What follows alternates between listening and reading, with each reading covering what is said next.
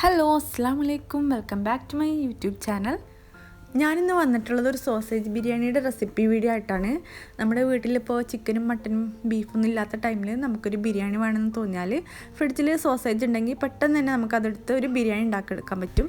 സംഭവം നല്ല ടേസ്റ്റുമാണ്, പിന്നെ പെട്ടെന്ന് തന്നെ ഉണ്ടാക്കിയെടുക്കാൻ പറ്റും. ഞാൻ കുക്കറിലാണ് ഉണ്ടാക്കുന്നത്. മറ്റേ ചിക്കൻ ബിരിയാണി ഒന്നും ഉണ്ടാക്കുന്ന അത്ര ടൈമും അത്ര വർക്കൊന്നും വരുന്നില്ല, പെട്ടെന്ന് തന്നെ റെഡിയാക്കി എടുക്കാൻ പറ്റും. അപ്പോൾ നമുക്ക് സ്റ്റാർട്ട് ചെയ്യാം. അതിനായിട്ട് ആദ്യം ഞാനിവിടെ ഒരു 1.5 കപ്പ് ബസ്മതി റൈസ് എടുത്തിട്ടുണ്ട്. റൈസ് നന്നായിട്ട് കഴുകി വൃത്തിയാക്കിയ ശേഷം നമുക്കൊരു 30 മിനിറ്റ് വെള്ളത്തിൽ സോക്ക് ചെയ്യാൻ വേണ്ടി വെക്കാം. പിന്നെ നമുക്ക് വേണ്ടത് സോസേജ് ഞാനിവിടെ സാധ്യൻ്റെ സോസേജാണ് എടുത്തിട്ടുള്ളത്.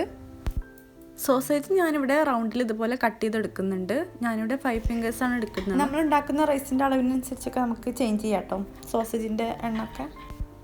പിന്നെ ഞാൻ ഇവിടെ എടുത്തിട്ടുള്ളത് ഒരു മീഡിയം സൈസിലുള്ള 2 സവാളയും ഒരു ചെറിയ ടൊമാറ്റോ, ഒരു പച്ചമുളകും, പിന്നെ ഇഞ്ചി വെളുത്തുള്ളി പേസ്റ്റും.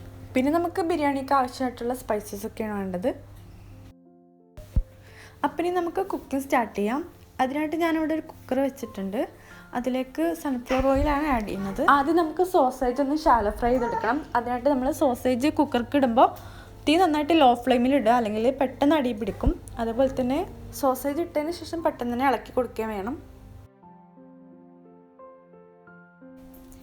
ഇനി ഇതിലേക്ക് ആവശ്യത്തിനുള്ള ഉപ്പും കുറച്ച് മഞ്ഞൾപ്പൊടിയും ചേർത്ത് കൊടുക്കാം.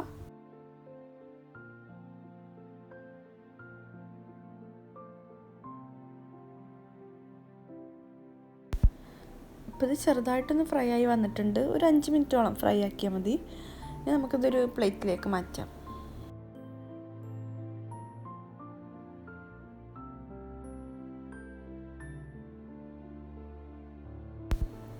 ഇനി ഈ കുക്കറിൽ തന്നെ നമുക്ക് കുറച്ച് നെയ്യ് ചേർത്ത് കൊടുക്കാം. പിന്നെ കുറച്ച് ഓയിലും കൂടെ ഞാൻ ആഡ് ചെയ്യുന്നുണ്ട്. ഇതിലേക്ക് നമുക്ക് സ്പൈസസ് ഇട്ട് കൊടുക്കാം. പട്ട, ഏലക്ക, ഗ്രാമ്പൂ, പിന്നെ കാഷ്യൂ, മുന്തിരി, അതൊക്കെ ഞാൻ ആഡ് ചെയ്യുന്നുണ്ട്. അതൊക്കെ ചെറുതായിട്ടൊന്ന് മൂത്തതിന് ശേഷം നമുക്ക് സവാള ഇട്ട് കൊടുക്കാം.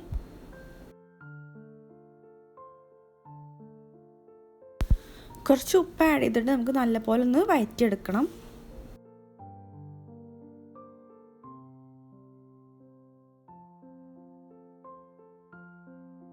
ഈ ടൈമിൽ നമ്മൾ അരിഞ്ഞ് വെച്ച പച്ചമുളക് ഇട്ട് കൊടുക്കാം. ഇതിൻ്റെ കൂടെ തന്നെ നമുക്ക് കറിവേപ്പില ഉണ്ടെങ്കിൽ അതും ആഡ് ചെയ്ത് കൊടുക്കാം.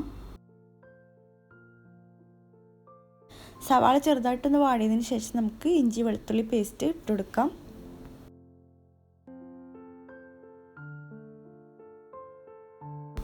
ഇപ്പോൾ സവാളൊക്കെ നല്ലപോലെ ഒന്ന് വഴന്ന് വന്നിട്ടുണ്ട്. ഇനി നമുക്ക് തക്കാളി ഇട്ട് കൊടുക്കാം.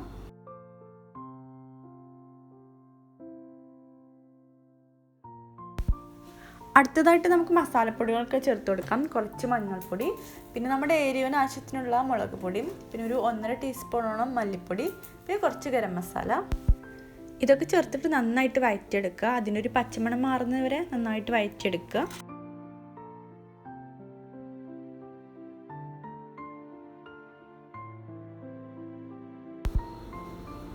ഇനി ഇതിലേക്ക് നമ്മൾ ഫ്രൈ ചെയ്ത് വെച്ചിട്ടുള്ള സോസേജ് ഇട്ട് കൊടുക്കാം.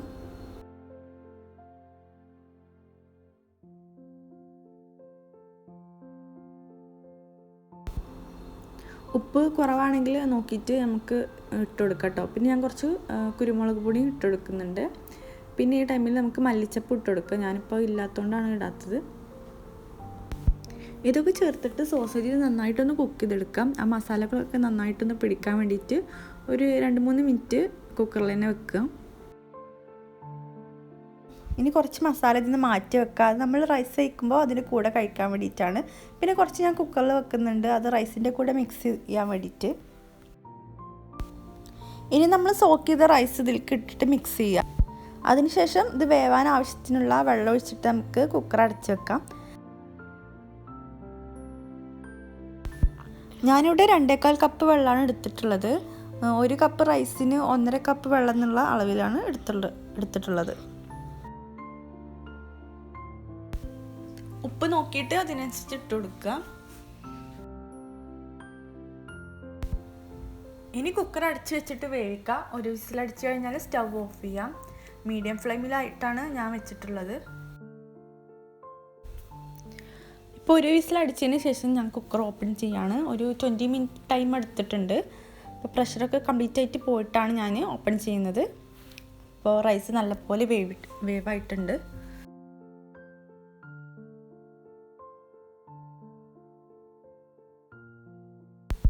ഇനി ഇതൊരു സെർവിങ് പ്ലേറ്റിലേക്ക് മാറ്റാം.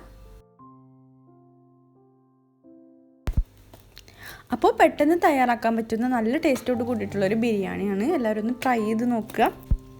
ഈ വീഡിയോ ഇഷ്ടമായെങ്കിൽ ചാനലൊന്ന് സബ്സ്ക്രൈബ് ചെയ്യുക, ലൈക്ക് ചെയ്യുക, ഷെയർ ചെയ്യുക. താങ്ക്